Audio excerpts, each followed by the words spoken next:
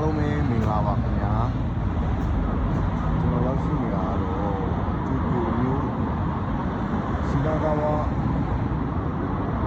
စတေရှင်မှာကျွန်တော်လမ်းလျှောက်ပြီးထွက်လာတယ်လုံးရှိလို့ဘလော့ရိုက်နေပါခင်ဗျာကျွန်တော်တော့အားလုံးသိကြတဲ့အတိုင်းဇီယတူဖြစ်ပါတယ်ခင်ဗျာကျွန်တော်တို့နိုင်ငံမှာလူသုံးများနေတဲ့ကားတွေပြမယ်ဆိုတော့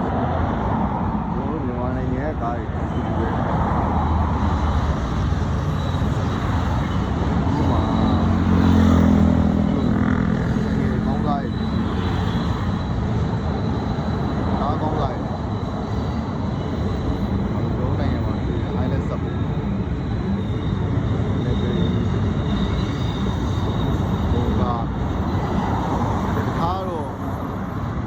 ရထားတော့ဒါကျွန်တော်တွေ့တာတော့ရထား2မျိုး3မျိုးရှိရဗျာဒါကျွန်တော်ပြနေတဲ့ပုံစံကိုကြည့်တွေ့ပါလိမ့်မယ်ညာကဲဒီမှာ Suzuki Solio ပြောရရင်တော့သူတို့မှာထွေထူးထူးကြည့်ရမယ်ဆိုတော့ကားရကျွန်တော်မြန်မာနိုင်ငံကားတွေများပါဟိုဖီတာလေးဖီတာနေအောင်လေးဖီတာရုပ်လောင်းတောင်းနေစစ်ပေါ့တောင်းနေ5စစ်ပေါ့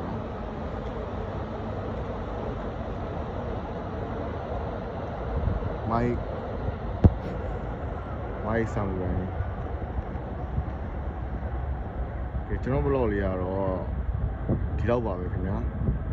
ကြောင်းကတော့ဒီမှာကြည့်လိုက်သူတို့နိုင်ငံတက္ကစီပေါ့ဗျာကျွန်တော်နိုင်ငံမှာ